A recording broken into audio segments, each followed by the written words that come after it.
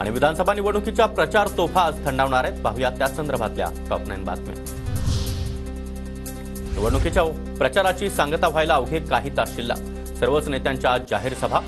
20 तारखेला राज्यामध्ये विधानसभा निवडणुकीसाठी मतदान पार पडणार असल्यानं प्रचाराचा धुरळा आज थांबणार।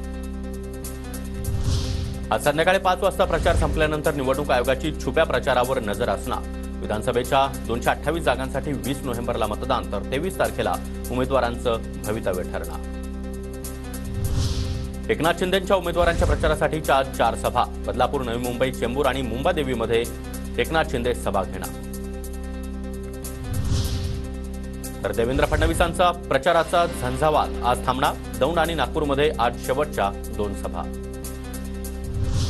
अजित पवारांच्या प्रचारासाठी आज शेवटच्या दिवशी 5 सभा। आष्टी, फलटण, कोरेगाव आणि इंदापूर, त्याचबरोबर बारामतीमध्ये सांगता सभा।